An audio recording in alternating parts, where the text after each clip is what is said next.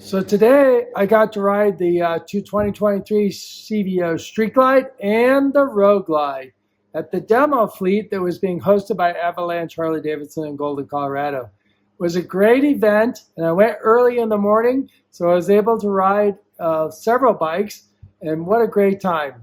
The event is held by Harley Davidson employees, and Mark Davis is the guy who runs the truck. And I want to tell you, I've worked with him a few years now on these demo rides. He comes every year. And what an outstanding gentleman. He takes great care of everybody, makes sure that everybody gets treated fairly and gets to ride the bike they want to. And at Avalanche Harley Davidson, they allow us to go up into the mountains. So you get to do some mountain riding, a few twists and curves on a demo ride. It is self-guided, so you get to go by yourself. There's no one monitoring what you're doing, so you get to go ride, and it's an amazing experience, and I was so happy to be able to ride both CVOs today. So here is my first impressions. All right, so we're rocking the CVO Street Glide for a demo ride, and this is my first time on either CVO, and I got to tell you my first impressions here. So first thoughts. So riding the bike, immediately when you sit on it, at least the Street Glide, you feel like you're sitting higher. So the bike feels more like it's below you. The bike is definitely lighter. It's very noticeable of how much lighter it is, and it's easier to flick back and forth. Let's talk about vibration. So they removed a lot of the motor vibration. When you're sitting at idle or stop, there's really no shaking in the handlebars at all. Frankly, I miss that. I think you get used to it, but I miss that. And of course, when you're riding, there's really no vibration at all, but I would say this. It's almost like a buzzing in the handlebar. So I feel a little tingle in the handlebar. It's very, a vibration that's very quick. It's much more like a tingle. Initially, I find that annoying. It's definitely like hand numbing a little bit. And that's something I don't notice on my current bike at all. So we'll see if we notice that on the Road Glide. The motor has a nice idle. The sound is great. To be honest, I know no complaints of the engine sound. The exhaust has a little throatier note at idle, but as soon as you start rolling, you don't hear anything at all. There isn't any sound at all coming from that. So that's kind of my first impressions. Ton of power. It gets there immediately, extremely smooth. So we hear that comment a lot that the engine's really smooth. There's not a lot of character. It gets there really finely. It corners really well. It's very light, flickable. It's definitely a modern experience, which I think many have been looking for, but have they lost too much of that character? That I still want to give myself some time to figure out.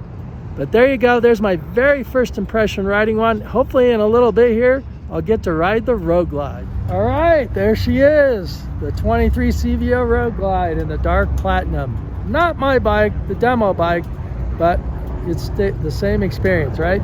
So from the Street Glide to this bike, handlebars, giant improvement, way comfortable, up where you want them to be. I would say there's a little less of that buzzing in these handlebars, probably because they're not as attached to the fairing, etc. But there's still this, it's like a little tingle in the handlebars that I've not felt before. So definitely a little vibration that I'd say is a little annoying. I will say the bike at idle, the handlebars still shake. There's no change there whatsoever. So that's a big win. Love the handlebars. The wind buffeting way less on this design. The fairing is doing a much better job of keeping that head buffeting than the Street Glide. So would I want a new windshield, a taller windshield? Probably so. It's a broken wind. It's not like a buffeting annoying, but it does drown out the speakers. Surprisingly, I find the sound system is not near as loud as my boom stage 2. But I think that's mainly because I have the tall windshield, being 6'1" on my CVO, and this thing is super short. It looks great, but it's super short. So I think that would fix that. So those are my first impressions. I feel less on top of the bike than I did with the Street Glide, makes sense. mainly handlebars. The power, I cannot express the power. Every YouTuber said that. You have no idea how fast you're going. You look down and you're going 70 miles an hour in third gear, and it's just incredible how much power there is. I mean, I felt like I could ride almost any speed in third gear. Just set third gear and leave it there all the time and go whatever you need to go, because it just is that forgiving. There's that much wiggle room, and the motor is smooth.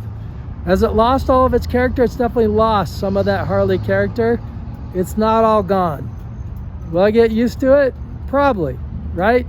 Will it just become the new feeling? But I think the trade for the power with a little less of the character is well worth it. It handles so well. I agree with a lot of the YouTubers. The bike is very planted. It just feels very stable compared to my current Road Glide. Cannot wait to get my bike. We'll go in depth and detail on all the differences, and I can't wait to share it with you. I'm very honored to have this test ride.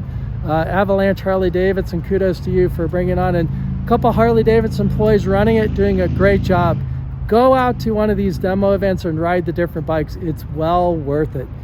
And a beautiful day in Colorado. All right. There you have it, my test ride of both the CVO Street Glide and the CVO Road Glide. I think my big learning is the windshield is not tall enough. And when I bought this 2018, right, the windshield didn't even clear the fairing at all. So that was the first thing I replaced. So Clockworks, bring it on, ready for a new windshield. I think the other thing that I reflected on was the seat. So the seat initially is amazing, right? It grips you really well. It's very comfortable, but it doesn't allow you to move. It locks you in place. And when you're going through the twisties, you like to shift your weight around. And whether it makes a difference or not, it's something a human likes to do. And that seat just grips your ass, and there's no way to move around. And I also think the seat sits you up a little high. I don't like to sit up on top of my bike. I like to be in the bike. I think most people do. So I bet many will change the seat, and I know everyone will change the windshield, because you can't hear that stereo at all. It may be Rockford Fosgate with amazing technology over the boom, but my boom on the ride home, way better than that Rockford Fosgate on that CVO. So I think we're gonna all need windshields for sure. I really enjoyed the experience. I want to give a shout out to Mark again. Did a great job with that event. So if you're in the area, you should go up to Avalanche Harley Davidson and ride these bikes, and look for them in your area, because these events are great. They bring all the models. It's free, and you can just go ride all the different Harleys. And we're really fortunate here in Colorado to go up the mountains and do some twisties. It was a great experience. Until next time, in the friction zone.